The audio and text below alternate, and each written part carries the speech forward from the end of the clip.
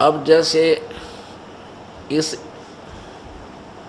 पंक्ति को स्पष्ट करते हैं कि गुरु गोविंद दोनों खड़े किसके लागू पाए, बलिहारी गुरु अपना जिन गोविंद दियो मिलाए। जैसे आप उदाहरणार्थ जल को भगवान समझो और हैंड पंप जो नल का लगाया जाता है जमीन में उसको आप गुरु समझो। हैंड पंप एक तरफ तो हैंड पंप है और दूसरी तरफ एक घड़े में जल है।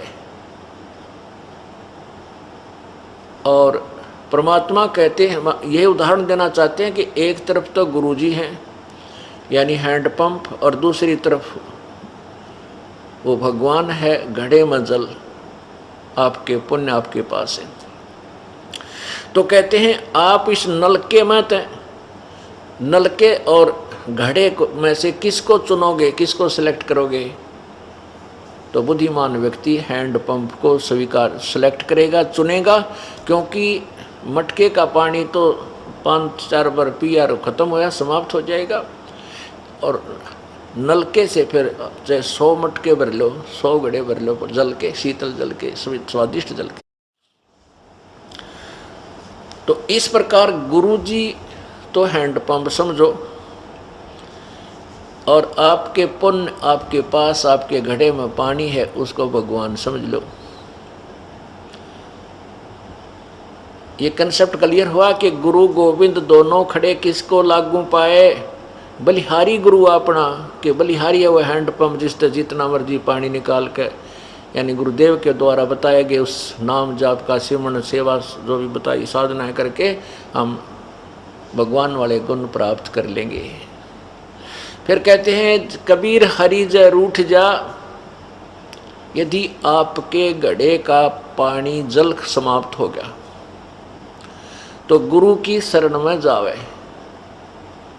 यानी हैंड पंप पर जाकर वो मटका फिर गड़ा फिर भर लावे और कह कबीर गुरु रूठ गए, जब हैंड पंप खराब हो गया तो वो हर नहीं करे सहाय, वो जल आपकी मदद नहीं कर पाएगा क्योंकि वो समाप्त हो जाएगा। यदि आपके पुण्य समाप्त हो गए, क्षीण हो गए, पुण्य अक्षीण होने के बाद पापों का दौर प्रारंभ होता है, कष्ट पे कष्ट होते हैं, गाला हाथ न फेंका नहीं, लाभ के लिए हो जाए तुरंत हानि। कोई बालक बीमार की तो आप बीमार की ना जाने के समस्याएं इस जीव पर आ जाती है, तो उसका राम रूठ गया, भगवान रुष्ट हो गया, उसका हरि रूठ गया और उसका क्या विकल्प है कि गुरु के पास जावे, उस हैंड पंप के पास जावे और फिर उसकी जैसे वो उसकी क्रिया होती है उसे लाभ लेने की, कि गुरु जी के समक्ष गीता जी अध्याय नंबर 4 के श्लोक नंबर 34 में कहा है कि उस तत्व ज्ञान को जो सच्चिदानंद घन, गीता जी अध्याय नंबर 4 के श्लोक 25 से लेकर 34 तक का विवरण है कि कोई साधना किसी तरह करता है, कोई किसी तरह करता है और उस साधनाओं को वो सब पाप नाशक जानते हैं, लेकिन उस परमेश्वर सच्चिदानंद घन की वाणी में अर्थात उस परम अक्षर ब्रह्म के द्वारा दिए गए उस तत्व ज्ञान में ये सभी विस्तार से लिखे हैं, कौन लाभदायक है, कौन सी क्रिया ठीक है, कौन सी गलत है। उस तत्व ज्ञान को तू तत्वदर्शी संतों के पास जाकर समझ, उनको दंडवत प्रणाम करने से, दंडवत प्रणाम पूरी गीता जी में केवल तत्वदर्शी संत को दंडवत प्रणाम करने के लिए लिखा है। अपने विषय में 64 में 18वें अध्याय के 65वें श्लोक में कहा कि मेरी शरण में रहना, तुझे नमस्कार कर, नमस्कारू, नमस्कार तो इतना होता है और दंडवत प्रणाम साष्टांग लेट करके दंडवत होती है कि उनको दंडवत प्रणाम करे, अति आधीन विनम्रता से छल कपट छोड़कर उनसे बात करे, फिर उनसे ज्ञान ग्रहण करे, यानी गुरुदेव की सेवा अर्थात उसके साथ व्यवहार विधिवत करके उससे लाभ लिया जा सकता है। हैंड पंप को चलाने की विधि होती है, यदि उसने नो कर धड़क धड़क करके वो तोड़ ताड़ के गिर दे तो पानी तभी गया। यदि गुरु जी के साथ मिसबिहेव किया तो परमात्मा उससे लाभ देना आपको बंद कर देगा। इस तरह बताया कि वो जब आपके पुण्य समाप्त हो गए, पाप प्रारंभ हुए, तो पुण्यों का फिर घड़ा भरने के लिए आपने तत्वदर्शी संत रूपी हैंड पंप के पास आना पड़ेगा। फिर जैसे ये दास आपको क्रियाएं बताएगा ऐसे आप कर लीजिए, काम चल जाएगा, आपके फिर घड़ा भर जाएगा, फिर सुख हो जाएंगे। अब क्या है कि हम ये दास देख रहा है, आज सन 1994 में इस दास को मेरे पूज्य गुरुदेव ने नाम दान करने का आदेश दिया था।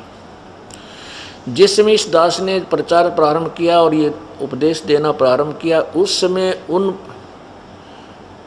श्रद्धालुओं की जो उस समय शरण में आए ऐसी दुर्गति हो रही थी, और आज उनको सारे सुख हो गए, ठाठ कर दी, क्योंकि वो घड़ा फेर भर लिया पुनों का। अब वो एकादाद यानी कुछ प्रतिशत आंडी पाकन लाग रहे हैं, एक 6 महीना मांगेंगे, एक साल लगा दे हैं। ये और काल का जाल है उनके ऊपर, क्योंकि सुख होंगे भगवान से दूर। न्यूना बेरा वो मटका फिर खत्म होगा, वो जितने पुण्य इकट्ठे किए थे वो फिर समाप्त होंगे। और हैंड पंप लिया बिगाड़, वो खराब कर लिया, अब आगे मरोगे फिर उसी तरह दुर्गति हो जाएंगी। तो परमात्मा कहते हैं सुख के माथे पत्थर पड़ो, जो नाम हृदय से जावे, बलिहारी उस दुख के जो पल पल नाम रटावे। ये परमात्मा इसे सुख का आग लगा जो तेरे तो दूर कर दे, ऐसा दुख भी बना रहे जिससे तेरी याद आए जा। तो पुण्यात्माओं,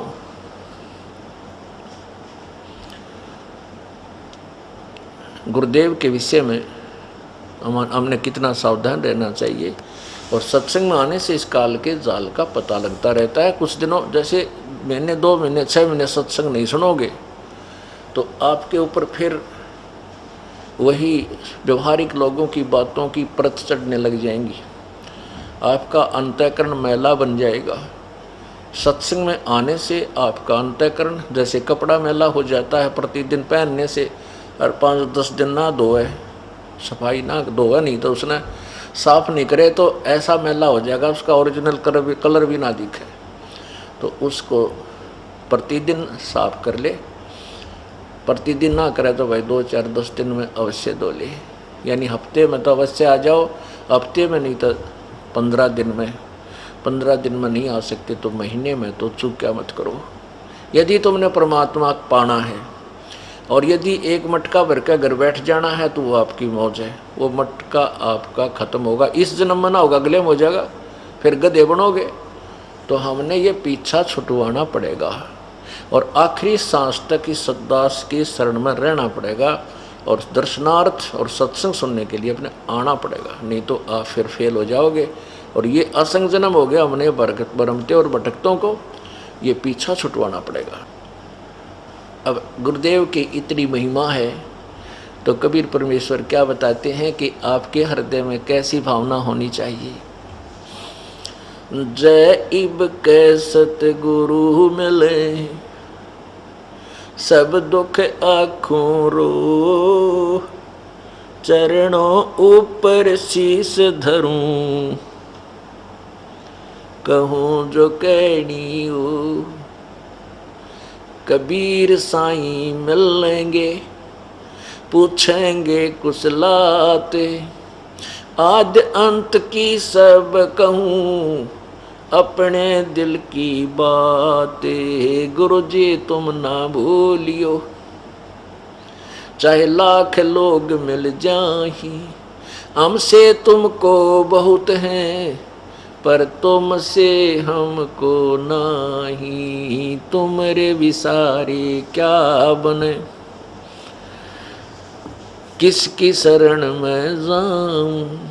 शिव ब्रंच मुनि नारदा, तिनके हृदय बिना समाऊं। अब क्या बताते हैं कि जैब के सतगुरु मिल जावे, क्योंकि सतगुरु की महिमा अपरंपार है। सतगुरु की, नकली गुरुओं की नहीं, वो तो भट्ठा बैठाते हैं, भक्त समाज को बिगाड़ने के लिए काल के द्वारा भेजे जाते हैं।